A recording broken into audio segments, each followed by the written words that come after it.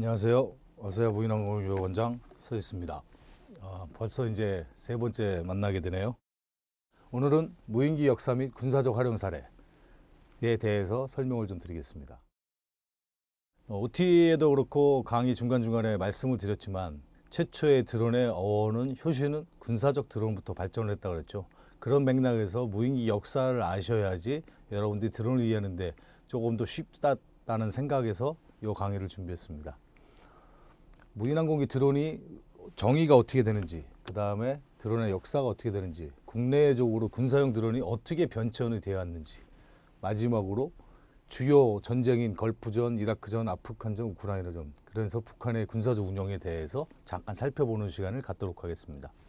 대표적인 우리의 군사적 운영 사례는 이라크전입니다. 북한도 무인기 개발에 치중하게 된 게 이라크전을 통해서죠. 사막의 폭풍작전이라고 많이들 들어보셨죠. 그때 무인기가 없었다면 그만큼 단시간 내에 전쟁을 종결시킬 수 있었을까요? 그런 반문을 가지면서 강의를 진행하도록 하겠습니다. 자, 무인항공기 Unmanned Aerial Vehicle, 그래서 무인항공기 한자로 보면 이렇게 되죠. 조종사가 탑승하지 않고 지정된 임무를 수행할 수 있도록 제작한 비행체를 말합니다. 나중에 1930년대 역사를 돌아가서 그때 퀸비에 대해서 자세히 설명을 드리면서 결론은 내가 조종사가 직접 비행체를 조종하느냐 아니면 원격으로 기계 위성이 됐든 주파수가 됐든 원격으로 조종을 하느냐에 따라서 달라지는 거죠. 그래서 조종사가 직접 탑승하지 않는다는 게 핵심 키워드가 되겠고요. 어떠한 임무를 수행하느냐, 그게 방제가 됐든 촬영이 됐든 특정한 임무를 수행할 수 있도록 제작하는 게 무인기라는 겁니다. 최초는 군사용으로 시작을 했습니다. 현재는 민수용으로 멀티콥터가 급성장해서 드론 뒷고우로 멀티콥터라는 잘못된 인식이 팽배하고 있는 실정이죠. 여기서 얘기했죠.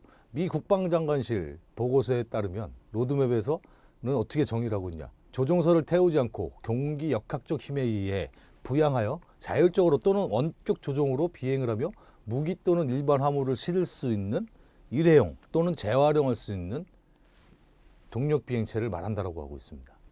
여기서 중요한 키워드가 무엇이겠습니까? 조종사를 태우지 않고 같은 얘기죠. 공기 역학적 힘.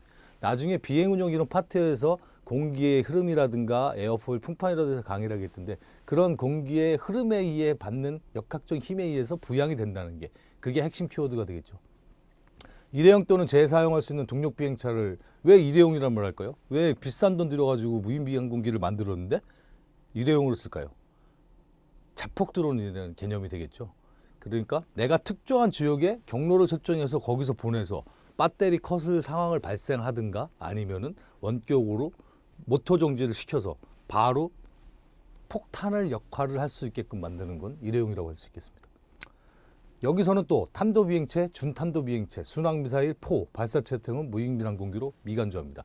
원격에 의해 가지고 유도무기들이 목표 지역까지 날아가지 않습니까? 하지만 그거는 특정한 임무를 수행하는 게 아니라 그 표적 공격용으로 사용되기 때문에 무인항공기로 미간주한다는 겁니다. 두 번째, 드론의 어원에 대해서는 벌이 윙윙거린다는 뜻에서 드론이라고도 불리죠. 어원을 살펴보면 영국의 표적기인 드론 퀸비가 낡고 노후돼서 무인기로 개조되는 사건이 있었습니다. 영국의 대공 표적기의 이름이 퀸비였거든요. 나중에 이제 그림으로 다음 장에서 1930년대 역사에서 살펴보겠지만 이를 명칭으로 개조하는 과정에서 퀸비 하면 뭐가 떠오르세요? 여왕님이 떠오르지 않습니까? 영국은 여왕제도지 않습니까? 그러다 보니까 여왕에 대한 존엄성 훼손이 아니냐라는 입법 정책자들의 의견이 분분했고요. 그래서 야 그래? 그러면은 퀸비라고 사용하지 않고 뭐라고 할까? 근데 그게 단일 로터에 의해 가지고 앞에 프로펠러에 날아가는 비행체다 보니까 웅웅거리는 소리가 들리는 거죠. 노후되다 보니까 더더구나. 그러다 보니까 그래 웅웅거리는데 그래 뭐 쓸모없는 비행기를 유인기에서 무인기로 개조했으니까 쓸모없는 벌이라는 뜻에서 웅웅거리니까 그래 드론이라 하자. 그래서 숯벌인 드론으로 명령을 했다는 학설이 제기되고 있습니다. 이게 가장 최근 학설을 뒷받침을 하고 있는 거죠. 현재의 드론이 화두가 된 것은 2006년 중국의 DJI 창립자죠. 프랭크 왕이 DJI를 설립하면서 한동안 드론이라는 용어가 발생하지 않다가요. 언제? 2008년에 프로펠러 4개 된 쿼드콥터의 드론을 출시를 했고요. 그 뒤에 14년도에 첫 팬텀을 출시한 후에 지금까지 팬텀 1, 2, 3, 4 그리고 인스파이어 1, 2 그다음에 스파크 등의 드론을 만들면서 지속 출시하면서 피드백을 통해서 가성비가 좋게 만들므로써 전 세계의 드론의 시장을 석권하게 됐고, 이때부터 드론의 단어를 인식시켜서 확산시키는데 크게 일조하게 됐다는 게 제 주장입니다. 여러분들 집에 이강 때도 잠깐 말씀을 드렸지만 팬텀 갖고 계시죠? 저도 뭐 개인적으로 팬텀이나 인스파이어를 갖고 있지만 가성비가 정말 좋습니다. 가격 대비. 뭐 예를 들어서 영하 15도 이하가 되면 배터리 자체에서 저전압 경보가 뜨면서 아예 시동이 안 걸리다든가 유저 중심으로 하게 되는 거죠. 뭐 사담이지만 DJ 프랑크 왕이 매년 600명의 우수 사원을 선발해가지고 BMW를 선물을 한답니다. 그 직원들한테 항상 제품의 출시 전에 먼저 사용을 하게 보고 네가 불편한 게 뭐냐 알아야 되는 거죠. 그거 아세요? 대부분 아시겠구나.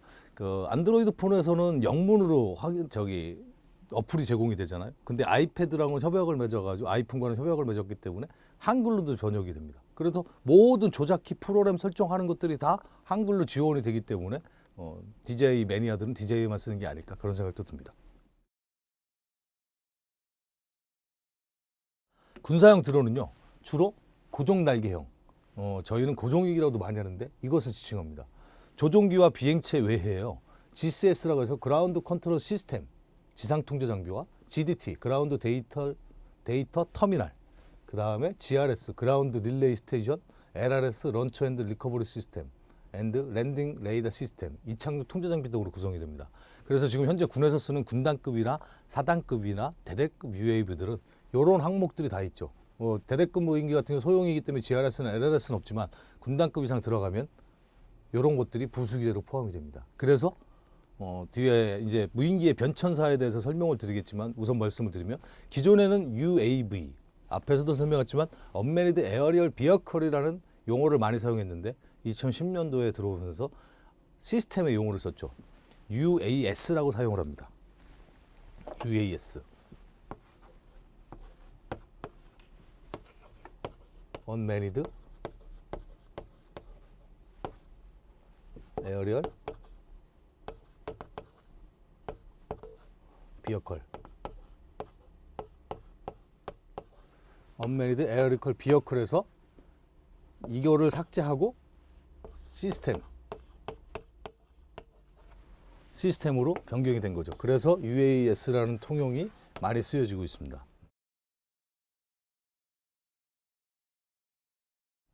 2013년 이후에 국제 민간은거 아이카오라고 합니다. 이카오라고도 발음하기도 하는데요. 여기서는 RPAS, 리모트 파일럿 에어크래프트 시스템을 공식용어로 채택을 했죠. 그래서 여러분들 필기시험 문제에서도 아이카오에서 공식적으로 채택한 용어가 뭐냐? 2013년도에 지정한 이름은 무인기의 다른 이름은 무엇이냐?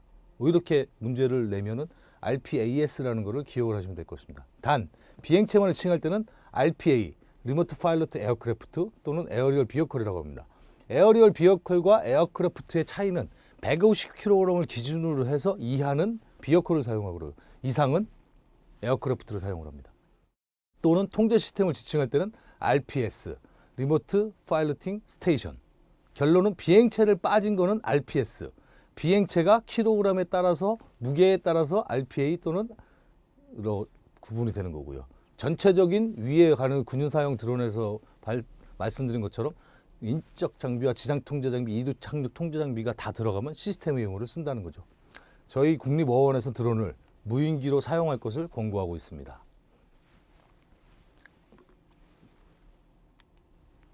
자, 이제 본격적인 역사를 살펴볼까요? 최초의 무인기는요, 기구 형태, 1849년 오스트리아에서 발명한 밤빙 어브 발룬이라는 기구 형태의 폭탄을 탑재한 열기구죠. 열기구에 폭탄을 장착하고 투하하는 방식으로 베네스 전투에서 사용을 했습니다. 이탈리아의 베네스 전투 실제로 사용했던데 이런 모양이었죠. 기구를 열기구 딱 기구지 않습니까? 여기에 폭탄을 다른 거죠. 근데 이때까지만 해도 기구 형태였고 그리고 시간을 재서하는 열기구 형태였기 때문에 V라는 UAV라는 용어를 쓰진 않았었죠. 그리고 드론이라는 게 화두가 되기 시작하지도 않았습니다.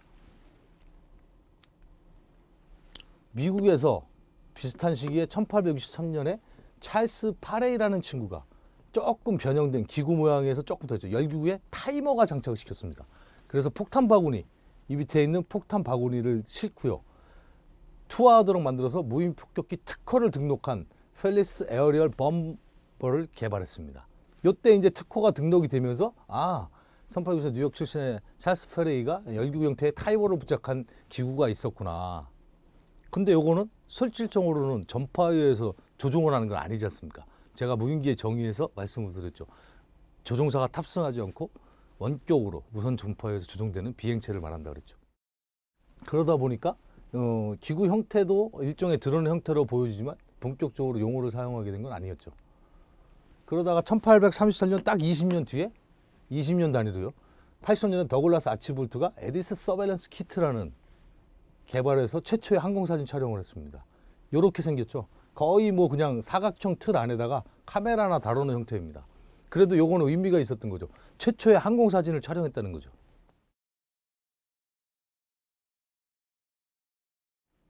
자, 1917년에 낡은 유인기를 무인기로 개조하기 시작을 했습니다. 그게 17년에 발생한 피터 쿠퍼와 엘머 스페리가 자이로스코프라는 거 나중에 비행 원리 시간에 얘기하겠지만 자이로 각속도 센서입니다. 스스로 비행체 스스로 중심을 잡아서 무게 중심을 잡아가지고 X, Y, Z축으로 구분이 되는데요. 그런 것들을 할 수 있는 자이로스코프를 이용해서 수평으로 비행할 수 있는. 그 전까지는 이런 자이로스코프가 없었기 때문에 수평으로 비행을 할 수가 없었죠. 사람이 손으로 조종을 해가지고 수평을, 지금도 자이로 기능이 있는 드론과 없는 드론의 차이점은 본인이 손가락 스틱간을 조종을 해서 수평을 중심을 잡아주는 거를 매뉴얼 모드라고 합니다. 이게 최초의 매뉴얼 비행기가 아니로 수평을 잡아준 자이로, 그러니까 자세 모드 비행기가 되는 거죠. 그래서 스페리 에어리얼 터페도라는 무인항공기를 이런 형태로 개발했습니다. 단엽 프로펠러를 앞에서 달고요. 위에 지붕에 날개 형태, 고정익 형태의 날개를 달고 있는 그런 것들이 개발이 되기도 했죠. 자, 18년도 바로 1년 뒤에 미국의 GM사, 제너럴 일렉트릭사 말고 제너럴 모터사의 찰스 캐더링이 폭탄을 적재 후에 입력된 항로를 따라서 자동 비행하고 목표 지역에 도달 시 엔진이 정지되면서 낙하하여 목표를 파괴하는 방식인 버그라는 폭격용 무인기를 이렇게 개발을 했습니다. 날개 모양과 점차적으로 바퀴를 달아서 이륙할 때 활출할 수 있는 저희 지금 항공기의 최초 형태의 모양을 갖췄죠. 프로펠러 모양도 커지고요. 약정된 시간만큼 비행으로 분리 후 목표물에 투하 방식으로 해서 성공률이 낮아 실전에는 사용하지 못했습니다. 아쉽게도. 하지만 연습용으로 많이 했었고 최초의 비행 경로, 지정된 경로를 할 수 있다는 최초의 비행기 형태를 예를 들어라 그러면 뭐가 있겠습니까? 버그라고 생각하시면 됩니다.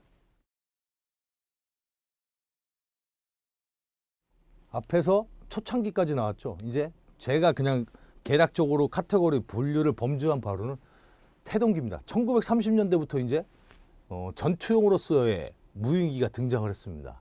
오늘날 드론이 첫 번째 슬라이드에서 말씀드렸지만 영국의 무인표적기 원조격인 퀸비를 개발해서 지상과 해상에서 공중을 사용할 수 있도록 하였고요. 최초의 왕복 재사용 무인항공기로 400기를 양산했습니다. 이렇게 하게 된 배경이, 자 보세요. 북한의 무인기인 AN2기랑 비슷하게 생겼는데요. 이런 형태를 가지고 영국군이 독일군하고 싸울 때 표적을, 독일군의 전차 부대라든가 그런 거 표적을 활용하기 위해서 밑에다가 카메라를 달고서 촬영을 할 수 있게 투하한 거죠. 그래서 사람이 타고 날아가가지고 표적을 찾고 표적 위치를 식별하다 보니까 이게 너무 낡은 거예요. 낡아서 어떻게 되느냐. 가다가 임무 중간에 임무를 수행하러 가는 도중에 자꾸 추락하는 거죠. 그래서 조종사의 인력 손실이 많아지지 않습니까? 그래? 야, 그러면은 얘를 굳이 사람이 조종할 필요가 있어? 무인으로 원격 조종을 안 돼?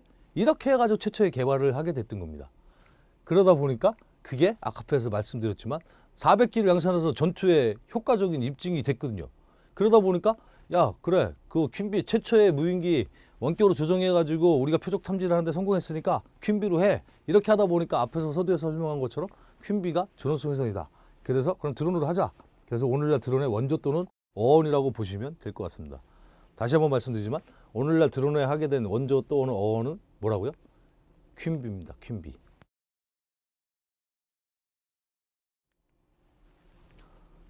태동기의 또 중요한 1930년대 영화배우는 레지널드 데니 이 사람이죠.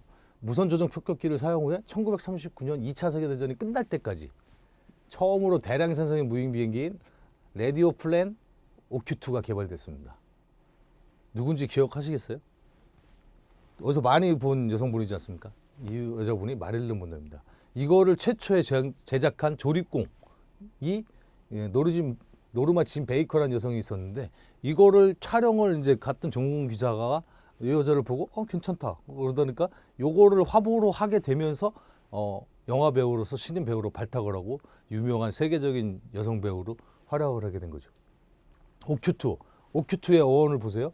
라디오 플랜, 라디오 프리커셔너즈, 라디오 주파수를 이용해서 무선 조종 주파수를 사용한 최초의 비행기 플랜이다라고 명명도 했습니다.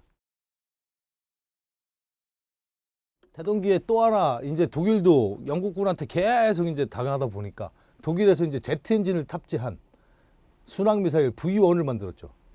버지 턴 스웨이프라는 이 그림과 같은 형태의 V1 순항 미사일을 만들었거든요.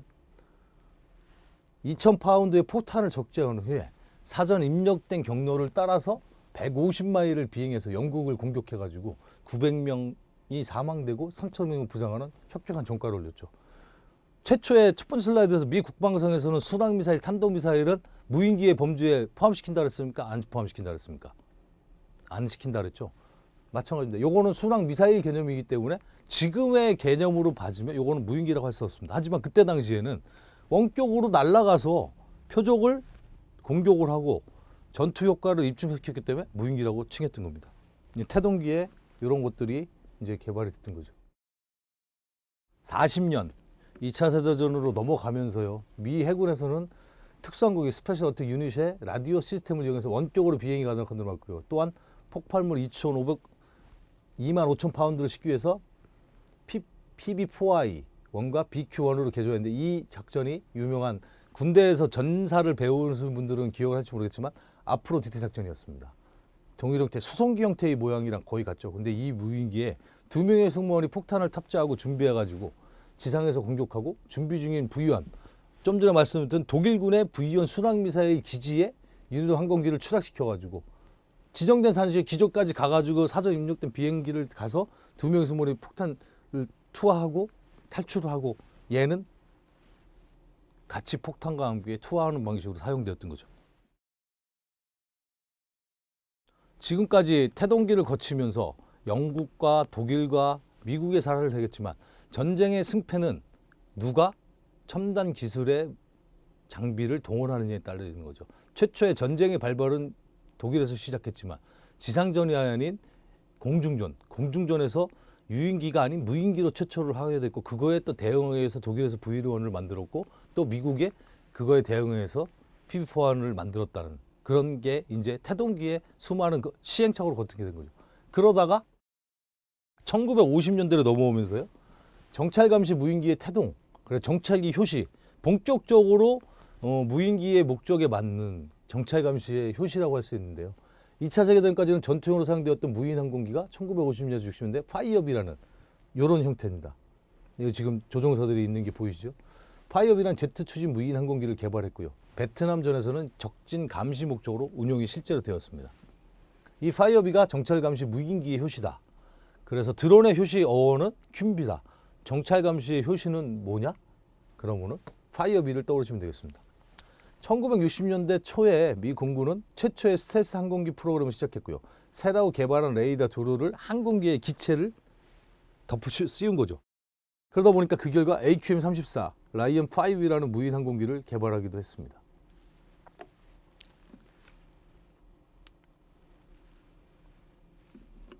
자, DC-130 수송기에다가 장착 후 이 파이어비를 달아서 상공에서 분리되어서 비행했다는 거죠. 1914년 10월부터 1975년 4월까지 이런 1000대 이상의 AQM-34 라이언 파이어비를 무인항공기가 34,000회 이상 동남아시아에서 감시임무를 수행했습니다. 얼핏 보면은 지금의 헬파이어 미사일같이 생기지 않았습니까? 뒤에 이제 2000년대, 90년대로 넘어가면서 프레데터의 형상을 보이는데 거기에는 헬파이어 미사일하고 같습니다. 이후에 이제 일본, 한국, 베트남, 태국 등으로 감시 범위를 확장시키고요. 또 하나 주간 및 야간 감시, 그리고 전단지 살포 임무, 북베트남과의 중국 전역의 대공미사일 레이더를 감지하는 역할들을 했죠.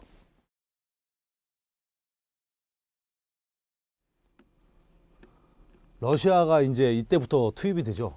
1960년 러시아가 군사지도를 쳤던 미국의 유인 정찰기 U2가 러시아의 지대공 미사일에 의해서 격추되었습니다. 미국은 1965년에요. 마4 속도를 가진 역사상 가장 빠른 항공기 로켓사의 D-21, D-20이라는 무인기를 개발했는데요. 이는 유인 항공기 M12에 의해서 M12 그 항공기에서 상공에서 방출되고 스텔스 기능 미포함되어 있습니다. 하지만 그 스텔스 기능이 포함되어 있기 때문에 레이더에 감지가 되지 않은 거죠. D-21은 8,000피트 상공에서 비행을 하고요. 3,000마일의 범위에서 감시를 할 수도 있었죠.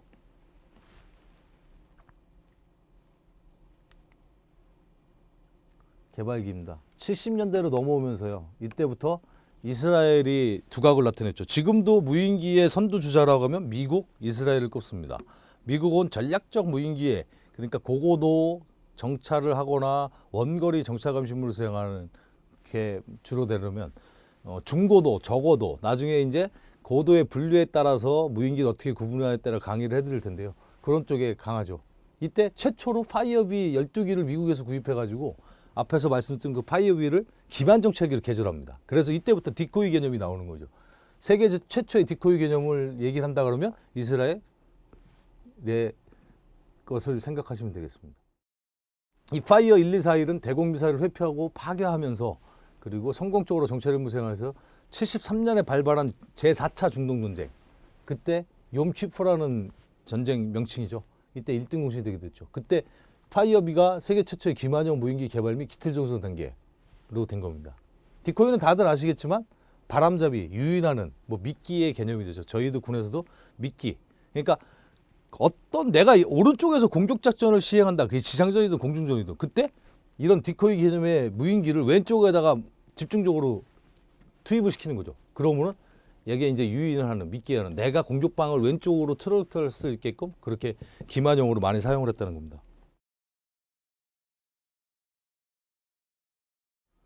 이제 개발 발전기죠.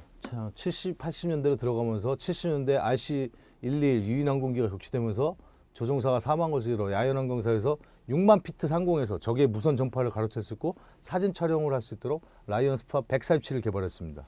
아래 형태의 그림이죠. 여기에는 300파운트의 카메라를 달아서요.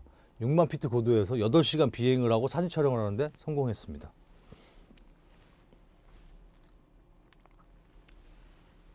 이스라엘이 또 나오죠. 70에서 80년대 이스라엘 공군은 스카우트를 개발해가지고 전 세계를 주도했는데요. 이 스카우트가 굉장히 낯이 많이 익을 수도 있는데 이스라엘 공사 IAI라고 합니다. 이스라엘 에어크래프트 인더스트릭스의 약자고 지금도 우리 국내에 들어와 있는 것 중에 IAI 제품이 많습니다. 이때 개발한 스카우트는요. 피스톤 엔진이 탑재되어 있고요. 유리섬으로 만들어져가지고 13피트의 날개나 중앙 텔레비전 카메라로 실시간 360도 모니터링이 가능했고요. 데이터 전송, 전송이나 레이더 발산 크기도 적어서 격추가 불가능했죠. 1982년도에 베카가 어디냐면 시리아와 이스라엘과 레바논의 접경 지역이 베카 계곡이라는 데가 있습니다. 거기에 굉장히 시리아의 미사일 기지가 대량으로 포진하고 있었거든요. 거기에 투입을 해가지고 미사일 기지 17개 중에서 15개를 파괴하는 혁격항공을 세웠죠.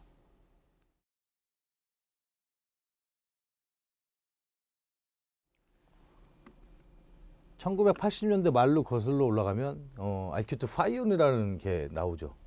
이거는 미국과 IAI가 합작으로 만든 제품인데요. 스카우트의 개량형이라고 생각할 수 있습니다. 걸프전에도 많이 들어가 있었고요. 걸프전 얘기가 나오죠. 저렴하고 가벼운 장점을 가진 이스라엘의 합작 개발이 만든 1980년 전함에 실전을 배치했습니다. 전함에서 투척을 하고 프로펠러 추력이 뒤에 부분에 있는 게 보이시죠? 여기 안테나고요. 이 안에가 감시 카메라입니다. 임무 탑재 장비에 EOIR을 탑재해가지고요. 요거를 90년 8월부터 91년 2월까지 6개월에 걸쳐서 걸프전에서 투입을 했습니다. 총 533회 출격을 했고요. 그때 이 촬영된 영상이 미국, 유럽, 이스라엘 전 세계에 방영되면서 실시간 전쟁 상황을 내가 안방에서 모니터링을 할 수 있는 거죠. 지금도 북한이나 저쪽 시리아나 IS의 테러 상황들이 우리나라가 실시한 CNN이나 BBC 뉴스 방송을 통해서 볼 수 있는 게 이런 무인기 때문에 가능하다는 거죠. 그래서 쉽게 전쟁 상황을 모니터링하고요. 이를 계기로 무인기의 위상이 제거됐고 군사용 드론의 역할의 중요성이 부각되면서 전 세계 각국이 무인기 개발에 치중했던 시기가 이 70에서 80년대의 파이오니아를 계기로 했다고 해도 과언이 아닙니다.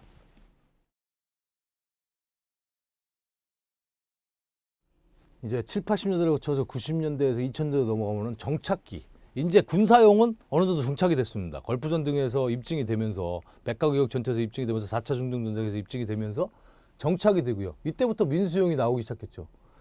96년도 이스라엘에서 야 이제 군용은 어느 정도 됐어. 민수용을 한번 해보자 그래서 글로벌 포지션 시스템을 해가고 위치 정보나 지리 정보 시스템 그리고 전방 감시 카메라를 이용해서 산불의 크기와 속도, 주변 움직임을 감시할 수 있고 정확하게 전송하는 정찰용 무인항공기인 파이어보드 2002를 개발을 했죠. 우리나라 군대에 있는 축소기랑 비슷한 모양인데요. 쉽게 산불 상황을 모니터링하고 이를 계기로 해서 무인기의 위상 제거 이때부터는 이제 민수용들의 역할의 중요성이 되는 겁니다. 특히 재해재난, 산불에 대해서 감시하고 확산 지역에 대해 미리 예방할 수 있는데 효과적으로 투입이 된 거죠. 사람을 집어넣어서 사람을 투입해가지고 할 수 없는 지역에 대해서 이런 파이어보드 2001이 들어가가지고 혁혁한 공을 세운 거죠. 미국도 이제 무인항공 개발에 활발하게 참여해가지고 기존에도 많이 참여했었지만 5대의 새로운 모델을 개발했습니다. 작은 센서를 이용해서 바람이나 날씨 데이터를 수집하고 고해상도의 디지털미를 찍어 환경조사를 할 수 있는 패스파인더라는 딱 봐도 태양열 전지판을 통해서 작고 가볍게 오래 날릴 수 있게 생겼지 않습니까? 그래서 환경조사에 이스라엘 산불 감시용으로 파이어보드를 만들었다 그러면은 패스파인더를 만들어서 환경조사 분야에 드론을 활용하는 거죠. 그래서 민수용의 드론이 역할이 다양화되는 계기가 된 게 이 패스파인더 때문입니다.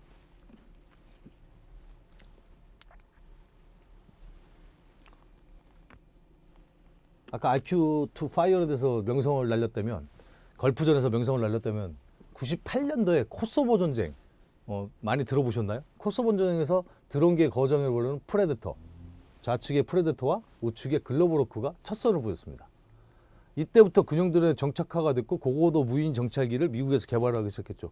글로브로크는 이때 개발이 돼서 98년도에 첫 출시해서 지금도 우리나라의 비전시 상황, 준전시 상황이 발생하면 워치콘이라고 하죠. 격상이 되면은 한반도에 제일 먼저 투입하는 자산이 이 글로브로크입니다.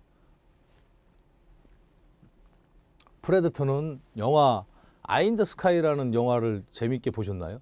드론에 대해서 관심이 있으시다면 아이 인 더 스카이 영화를 보십시오.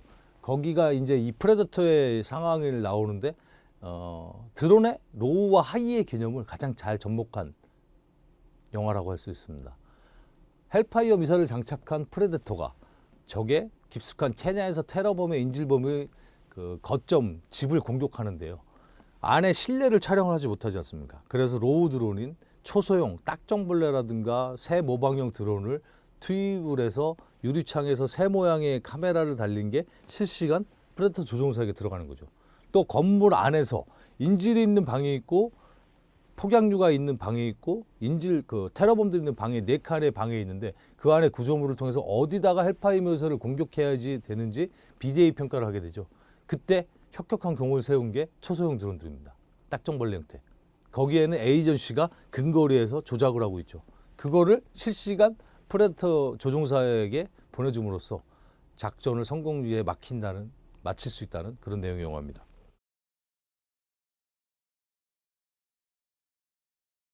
프레데터가 처음으로 센서 앤 슈터 개념을 만든 거죠. 센서 앤 슈터 개념이 뭡니까? 내가 목표물을 감시하고 기존에는 네 감시한 거를 가지고 또 다른 공중 화력이나 지상 화력, 포병 화력으로 해서 적을 타격하는 게 있지만 얘가 프레데터가 이제 개발이 되면서부터는 내가 직접 보고 본 거에 대해서 직접 미사일로 공격을 해서 그래서 센서 앤 슈터 개념을 접목했다는 겁니다.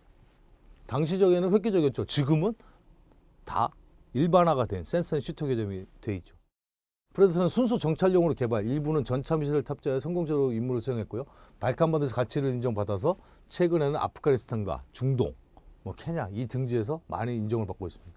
군용 드론이 정착화되면서 센서 앤 슈터이 개발되고 실전 투입된 형태가 되겠죠. 사진이 잘 안 보이시면 교재를 참고하시면 되겠습니다. 글로버로코 현존 최고의 성능의 무인정찰기로서 116피트의 날개를 가졌고요.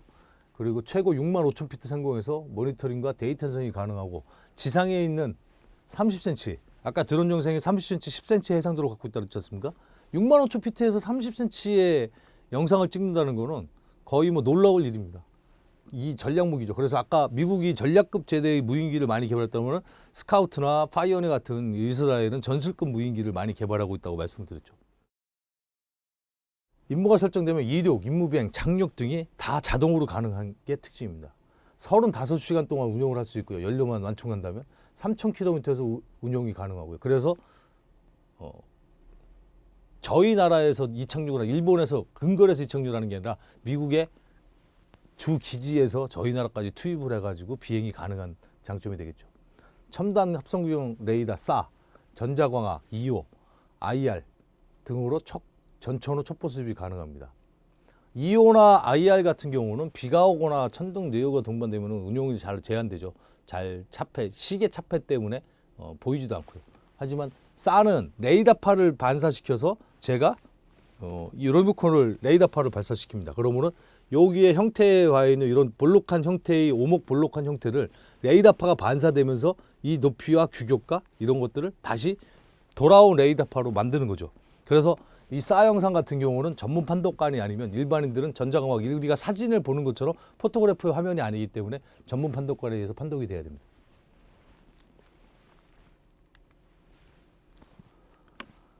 이제 90년 후반으로 가면서 2000년도에는 환경 문제가 대두되기 시작했죠. 그러니까 그거에 발맞추어 가지고 어떤 게 나옵니까? 대기 연구적과 통신 플랫폼 역할을 무인 항공기로 이제 10만 피트 상공에서 24시간 비행 중 14시간 이상 5만 피트 위에서 비행을 목표로 헬리오스를 개발했죠. 2003년 6월 26일에 첫 테스트를 했는데 그때 테스트 비행장 하와이섬 서쪽의 10마일에 16km에서 예기치만 난기류에서 추락하였습니다. 민수형 중 최초로 대기 연구와 통신윤경 드론을 개발 시도했지만 악기상에 실패했죠. 하지만 헬리오스 2, 3가 나오면서 지금도 미국에서는 성층권 비행기라고 해서 무인기라고 해가지고 지금도 운용을 하고 있습니다.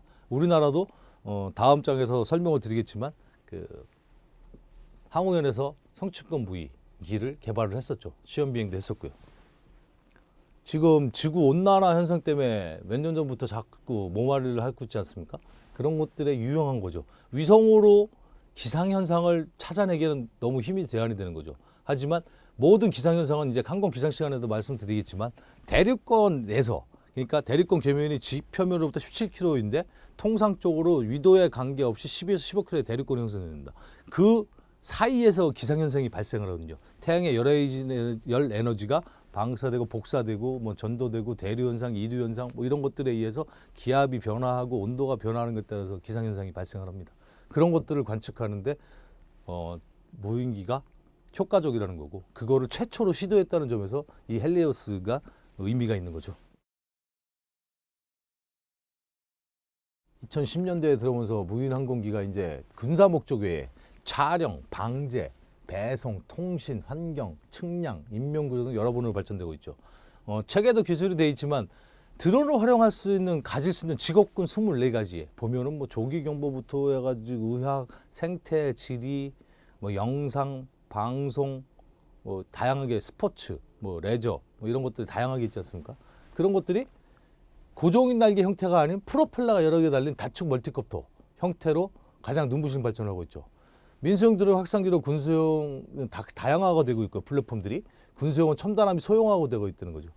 좌측의 사진이 캐나다에서 만들어진 스카이레인저, 우리나라에서 SIS라는 회사에서 수입해가지고 배부를 하고 있죠. 모든 멀티콥터들이 대부분 위에 프로펠러인데 얘는 프로펠러가 밑에 있지 않습니까? 제가 16년도에 전투실험 현직에 있을 때 이 장비를 실험을 했었습니다. 저희 멀티콥터들은 대부분 30분 내외로 비행을 한다. 얘는 50분 비행을 해요. 근데 제가 이제 두 가지 드론을 테스트를 해봤는데요. 프로펠러가 만져보면 약간의 유선형이지만 뭔가 좀 다른 느낌. 그런 게 이제 이 프로펠러 핵심 기술이죠. 모터 변속기를 위로 다는 게 아니라 아래로 달면서 양력 발생 효율성을 높이든. 가격이 너무 비쌉니다. 근데 요거는 조종기가 스틱으로 조종을 하는 게 아닙니다.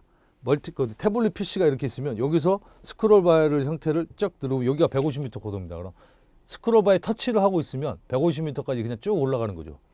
여기에 이제 지도라고 가정을 하면 내가 이쪽으로 보내고 싶다. 여기를 P자를 딱 찍으면은 멀티콥터가 자동적으로 정해진 속도 50km, 50km, 80km, 80km 속도로 직진해 가서 달려갈 수 있는 거죠.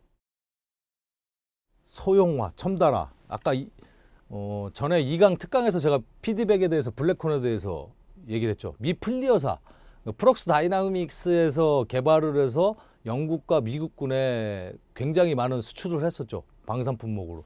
그러다가 미 플리어사는 렌즈를 만드는 회사예요. 이런 것들이 다 플리어사에서 만든 페이로드 장착된 게 짐벌들이 플리어사가 알아주거든요. 전 세계에서.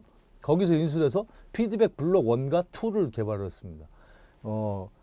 교재를 참조하시면 되고요. 세부 영상은 흰색이나 회색 계열은 피드백과 블록 1과 2의 차이점을 보면 작전 반경이 500m 늘었고요. 풍속이 초속 3m에서 5m로 속도가 늘었죠. 그 다음에 비행 속도가요. 비행 시간도 5분간 늘었고 무게가 16.5에서 18g. 바람 제한은 5m/s에서 8m/s. 근데 실제적으로 제가 날려보니까 8.8m까지도 견뎠다 그랬지 않습니까?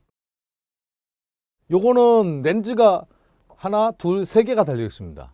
요거는 상방 각도에 따라서 20도 이상의 각도는 위에 렌즈로 촬영하고 가운데는 중앙 90도를 기준으로 하고요. 70도, 80도에 되는 하단부에는 렌즈를 사용을 합니다. 요거의 장점은 이제 항상 한 세트에 EO 2개, IR 한 세트로 구분이 되어 있거든요. 색깔로 표시가 됩니다. 회색 계열의 블록 2를 기준으로 했을 때 회색 계열의 모양은 주간용입니다. EO만 촬영이 되고요. 요 렌즈가 EO, IR이 겸용이 되는 것이 아니고 검정색은 야간용입니다. 딱 요만해가지고 장난감 같은데 저런 게 얼마나 성능이 좋을까라고 우습게 보시는 분들도 있는데 실제로 사용을 해보면 한 10m? 5, 6m만 올라가도 실제적으로 보이지가 않습니다. 10m 상공에서 제가 차량의 플레이트 넘버판을 찌르고 봤거든요. 선명하게 보입니다. 그 정도로 해상도가 좋은 거죠. 지금까지 역사를 설명드렸는데 역사를 쫙 이제 한 번에 정리를 해봤습니다. 3, 40년대는 무슨 기를 했습니까? 예, 태동기죠. 전투용으로 만든 태동기. 5, 60년대 태동기를 거쳐서 이제 개발기를 들어왔고 정찰기 효시 5가 나오기도 시작했죠. 7, 80년대 들어오면서 발전 및 확산기로 할 수 있고 감시용 무인기들이 두각을 나타내게 됐죠. 이런 파이오네 등을 통해서요. 90년대에서 00년, 2000년대로 넘어오면서 민수용의 효시가 들어오기 시작했고 팬텀이 나오게 됐죠. 이렇게 미국과 영국, 독일 시대순으로 개발은 되고 있지만 저희 대한민국에서도 70년대 후반부터 군단급 UAV가 시작됐고 70년대에 기만정찰용 무인기 디코이 개념의 이스라엘에서 모티브를 받아서 ADD에서 개발을 했었죠. 저희도 기만용 무인기를. 그러다가 80년대 들어오면서 군단 정찰용 무인기가 ADD와 그때 당시에는 대우중공업에서 했습니다. 그래가지고 지금도 운용이 되고 있고요. 2000년대로 넘어오면서 세부적인 연도는 공식적으로 말씀드리기 그렇지만 대대급 UAV, 사단급 UAV, 그 다음에 이걸 개발해서 지금 현재 운영 중에 있고 차기군단 UAV2는 시험 중에 있죠.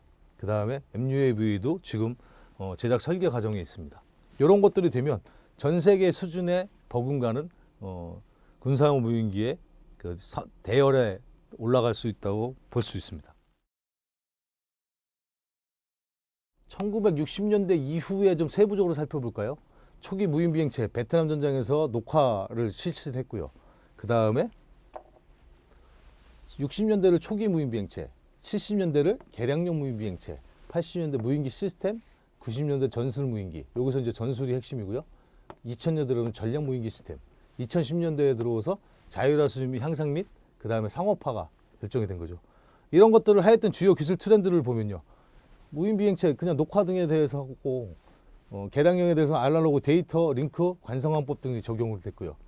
90년대 80년대 넘어서 IR 2호 영상을 같이 했고 그 다음에 90년대 들어오면서 GPS 및 유도 제어 기술들이 개발이 됐죠. 그 다음에 2000년대 들어오면서 장기 채공 스텔스 기능이 추가가 됐고 이제 2010년도 이후에는 스워밍 군집화. 저희도 이제 군집 드론에 대해서 기술 개발을 하려고 굉장히 노력 중에 있죠. 이런 것들이 이제 뭐 AQM34부터 해가지고 뭐 헌터, 프레데터가 나오기 시작했고 글로브로크, 그 다음에 리퍼, 프레데터, MQ1, MQ9이라고 하죠. 그 다음에 이제 뭐 솔라 이글이라든가 지퍼라는 것들이 이제 변천을 하게 됩니다.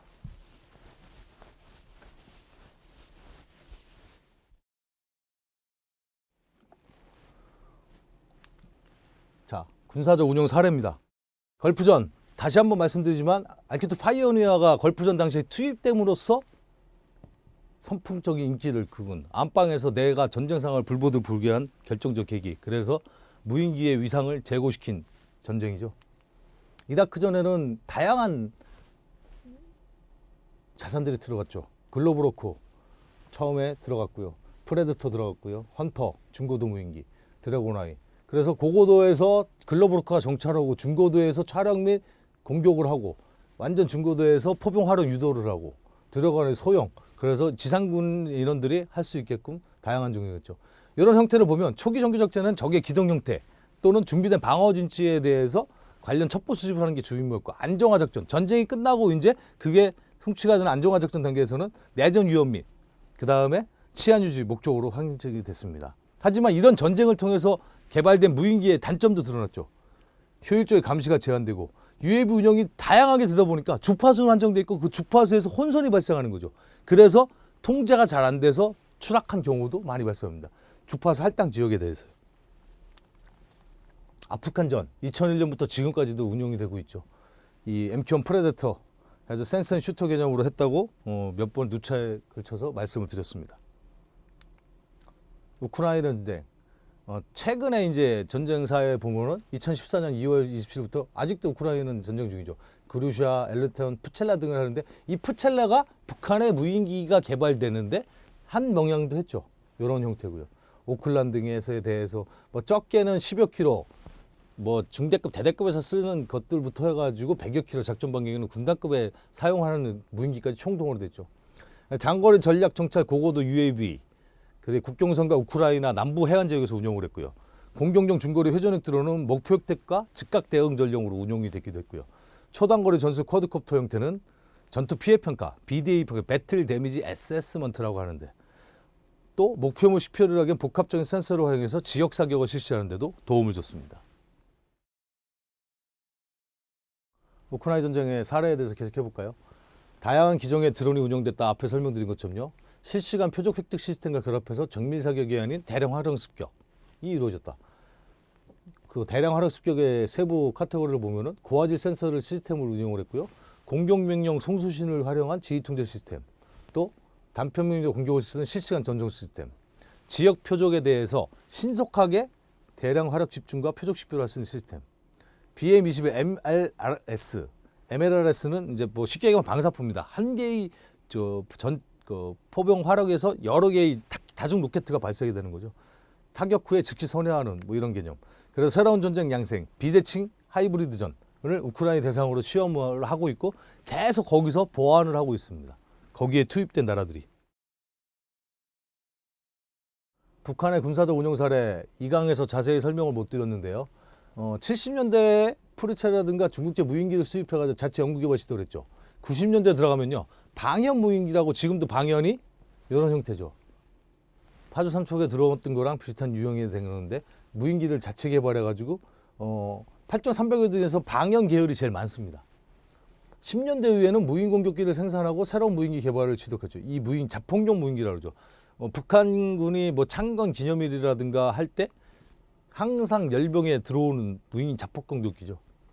무인 한기 캠코터 형태라든가 두루미 작전 반경을 더 확장시켜가지고 더 원거리를 날아갈 수 있게끔 할 수 있는 무인기들이 지금 개발이 되고 시험 운용 중이고 지금 이 순간에도 우리의 상공에 북한 무인기가 왔다 갔을 수도 있습니다. 17년 6월 8일 성주 사드 아주 시끄럽게 떠들었었죠. 그때 복귀정 인지할 때 추락했죠. 항로점을 18개 지정해가지고 경로 비행을 실시했다고 그러지만 실제적으로는 더 찍혀 있었습니다. 핵심 부품은 2강 때도 말씀드렸죠. 체코, 캐나다, 미국 등에 대해서 수입을 한 걸 보면 핵심 기술은 미보유되고 있다고 추정할 수가 있겠죠. 하지만 백령도의 그 최초의 무인기가 추락하면서 항속거리가 2배 이상 증가, 2기통 50cc를 통해서 500km를 활공을 해서 돌아가다가 추락한 거지 않습니까? 또 이륙시 수정 조종 모드, 정찰관 자율경보비 오토파일럿 모드를 저하고 강의를 하시다 보니 이제 오토파일럿 모드에 대해서 많이 얘기를 할 텐데요. 스스로 비행을 한다는 거죠. 그래서 18개가 아닌 수만, 수천, 수백 개의 지점을 찍을 수도 있고요. 그거는 얼마나 조밀하게 찍느냐에 따라서 더 경로가 세밀해지겠다는 거죠. AP 모드에서는 통상 주파수를 미사용하고 GPS 수신에서만 하는 겁니다. 그래서 GPS 제밍에 대한 효과적인 대응 방안이 필요한 거고요. 성주 백령도 3척의 추락 무인기는 AP 기능으로 정찰을 실시하다가 배터리 문제로 다 언론에 보도된 건 다 배터리 문제지 않습니까? 하지만 그 이면에는 다른 문제가 있을 수도 있다는 거죠. 그거는 저랑 강의를 진행하면서 그게 꼭 배터리가 아니고 이런 문제일 수도 있구나 여러분들에게 생각하는 시간을 드리겠습니다. 유리섬유 복합재를 사용해서요 레이더를 회피할 수 있는 기능이 항상 들어가 있다는 거죠. 이강 때도 말씀드렸죠. 내가 레이더파를 반사를 받아서 내 형체를 만들어야 되는데 얘는 그냥 흡수를 해버린다는 거죠. 전쟁 장에서 비대칭전의 중요성을 인식하고 무인기 개발에 주력했습니다. 앞서 설명드렸지만 이라크전이나 걸프전 사례를 통해서 김정일, 김정은 그 북한 군 원수라고 그래야 되나요? 지도자가 그렇게 개발을 총력을 기울였다는 거죠.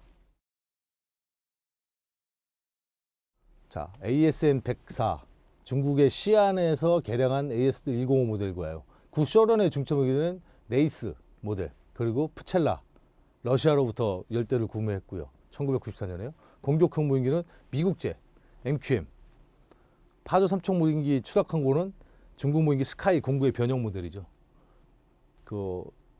한 2, 3년 전인가요? 언제지? 그때 보면은 북한의 언론 거기서 무인기가 500MD 형태가 나온 것도 있어요.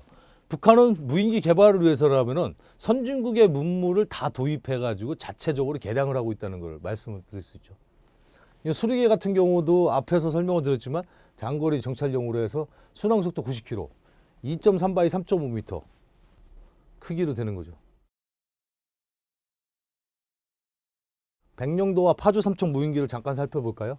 백령도에는 여객기형, 요거를 항공기 우리가 대한항공인 칼은 아시아나항공 비행기니까 축소비판 형태로 갖지 않습니까? 그래서 여객기형 소형 무인기라고 합니다. 파주 3척은 삼각형 소형 무인기입니다. 비행체 자체가 삼각형을 그리고 있다는 거죠. 대부분 다 하늘색의 구름물입니다. 왜요? 고고도에서 2, 3km에서 비행을 하니까 만들다 보니까 하늘의 구름 모양과 유사하게끔 만들어 놓은 거죠. 유리섬유, 탄소섬유를 썼고요. 4기통, 2기통 가솔린, 대부분 가솔린 엔진을 쓰죠. 크기는 2m, 각으로 세로폭이 2m 정도 되고요. 속도는 100km까지 날아갈 수 있고 비행거리는 200km, 성주 사드는 500km까지 할 수 있게 항속거리를 작전 반경을 넓혔죠. 대부분 카메라는 니콘이나 캐논 일제 제품들을 썼고요. 비행 고도는 2km 내외, 1.4km에서 2km로 올라갈 수 있게 GPS 활용 비행을 했고요. 낙하산 방육정식입니다. 우리나라에 침투한 역대 무인기를 살펴볼까요? 자, 추락한 것만 포함해가지고 상공 침투에 돌아간 것은 제외된 겁니다. 경기 파주의 삼각형 무인기, 인천 백령도의 여객형 무인기, 강원도 삼척의 삼각형 무인기, 백령도 그 다음에 강원도 이제 지금까지 발견된 것만 5번, 14년부터 17년 6월 9일까지 5번의 무인기가 발견이 됐습니다. 이 무인기들의 공통적인 특징은 부품은 선진국 것들을 찾아왔다는 거죠. 하지만 연료 양을 증가시켜가지고 항속거리를 증가시켰다든가 자율비행비대에서 항로점이 점점 더 많아진다는 거죠. 그거만큼 GPS 위성항법 기술을 적용하는 기술이 높아지고 있다는 겁니다. 대부분 엔진 고장, 연료 부족, 방향 조정 기능 상실 이렇게 추정을 하고 있죠. 하지만 그 이면에는 무인기의 원리에 대해서 저랑 강의를 듣다가 같이 공부를 하다 보시면 꼭 연료 부족 문제가 아니었겠다. 방향 조정을 GPS가 제밍이 되지 않고 제작에 간섭이 먹지 않는 게 방향 조정이 상실할 수 있을까요? 오토파일럿 모드로 하는데 이런 거에 대해서 한번 생각할 수 있는 시간을 가지는 게 좋겠죠. 촬영하는 것도 청와대, 백령도 서북도 군사시설, 사진 지워지고 복원 불가하고 성주에 쌓은 배치. 그 시대적 이슈 흐름에 맞게 주요 촬영 지역이 어디가 됩니까? 이슈 상황에 맞게 성주 사드 배치되고 언론에서 중국에서 사드 보복한다 그때 이슈가 됐을 때 성주 사드를 제일 먼저 정찰하고 내려보낸 거죠. 청와대는 계속 쉴 새 없이 넘나들면서 청와대는 하고 있죠. 왜요? 저희 나라의 수뇌부 대통령께서 하는 것이니까요. 나중에 법규 시간이겠지만 그래서 P73 프로히빗 73AB 지역 이너티컬 마일, 4너티컬 마일 청와대 안가를 중심으로 해가지고 비행 금지 구역으로 설정이 돼 있는 겁니다. 이러한 북한 무인기들과의 테러 위협 때문에 그렇게 되는 거죠. 자, 오늘 강의는 북한의 군사적 운용 사례까지 강의를 했습니다. 다음 시간에 뵙겠습니다.